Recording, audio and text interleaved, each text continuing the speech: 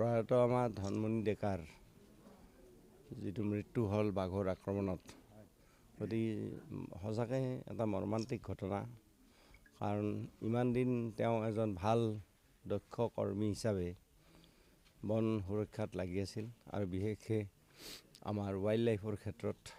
আৰু তেখেতে মাজত ঢিঙত যিটো বাঘ ওলাইছিল তাতো তেখেতে দিনেই নিশাই কাম কৰিছিল আৰু কৰি আল্টিমেটলি বাঘটোক তেওঁলোকে সকলোৰে মিলিত প্ৰচেষ্টাত তেওঁলোকে কৰায়ত্ব কৰিছিল। আৰু আমাৰ যিখন ওৰাং অভয়াৰণ্য, এইখনত বাঘৰ সংখ্যাটো বাঢ়িছে, প্ৰায় 26টা বাঘ আছে। গতিকে মাটিকালি আছে প্ৰায় 75 স্কুৱেৰ কিলোমিটাৰ। গতিকে তাত বাঘৰ ডেঞ্চিটিটো বহুত বেছি আছে বা বাঘৰ সংখ্যাটো বেছি আছে। গতিকে সেইকাৰণে কি হৈছে, এটা দুৰ্ঘটনা বুলি ক'ব লাগিব। একচুৱেলি ইমান দিন তেনেকুৱা ধৰণৰ ঘটনা তাত সংঘটিত হোৱা নাছিল। সিদিনা যি কি কাৰণতে নহওক এই ঘটনাটো সংঘটিত হ'ল।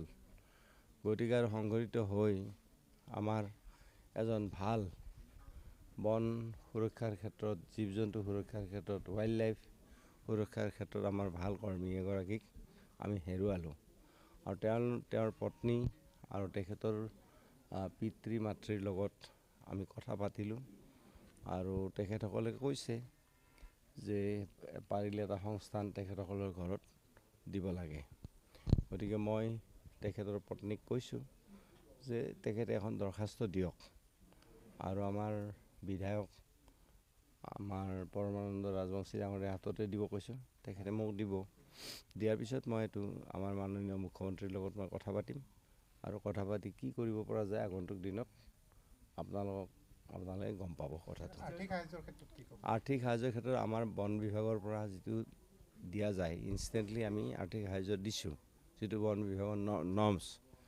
আৰু আমাৰ তেতিয়া নাতে ডাঙৰীয়া DC আছিল, মই তেখেতকো ফোন কৰিছিলোঁ। তো তেখেতেও পইচাখিনি ৰেডি কৰি ৰাখিছে, কিন্তু আমাৰ চাৰ্কেল অফিচাৰৰ পৰা যিখন কাগজ আহিব লাগে এইটো বেলেগ চাৰ্কেলত গুচি গ'ল। এতিয়া আমাৰ এই চাৰ্কেলত এতিয়া আহিছে। গতিকে সেইকাৰণে এই আমাৰ চাৰ্কেল অফিচাৰে আজিকালিৰ ভিতৰত দি দিব কাগজখন। দি দিয়াৰ লগে লগে DCৰ ফালৰ পৰাও এটা আৰ্থিক সাহায্য তেখেতে পাব। স্থানীয় ৰাইজে দাবী উত্থাপন কৰিছে, হয়, এই পথটি জৰাজীৰ্ণ পথ কৈছে তেখেতসকলে। মই কাগজখন দিছে, মই জানিছোঁ ধনমণি ডেকাৰ নামত উচৰ্গা কৰিব লাগে বুলি কৈছে। গতিকে মই কাগজখন লৈছোঁ আৰু লৈ এইটো বিধলি বিভাগৰ লগত আলোচনা কৰিব লাগিব। মুখ্যমন্ত্ৰী ডাঙৰীয়াৰ লগত আলোচনা কৰি ল'ম এইটো কথা। কৰ্মীৰ অভাৱ হোৱা নাই, কৰ্মী ঠিকে আছে। কাৰণ নতুন বেটেলিয়ান বহুখিনি আমাৰ ফৰেষ্ট বেটেলিয়ান নতুন বহুত তাত দিয়া আছে। তাৰ উপৰিও আছাম পুলিচো আছে তাতে, আছাম পুলিচৰ আছে। গতিকে আমাৰ যিখিনি আমাৰ প্ৰয়োজনীয় যিখিনি ষ্টাফ, সেই ষ্টাফখিনি বৰ্তমান আছে। গতিকে তাত কৰ্মচাৰীৰ সংখ্যা কমা নাই। হাথিয়াৰ সা সৰঞ্জাম চব আছে।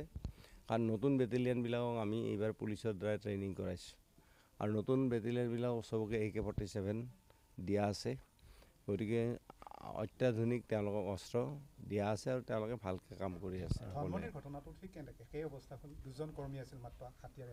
নহয়, সেইটো কথা নহয়। তেওঁলোকে গ্ৰুপ কৰি ঘূৰি ফুৰেতো, দুজন বুলি নহয়, 4জনো ঘূৰে, কেতিয়াবা 2জনো ঘূৰে, কেতিয়াবা 10জনো একেলগে ঘূৰে। পৰিস্থিতিটো চাই লৈ তেওঁলোকে পেট্ৰলিংটো কৰে।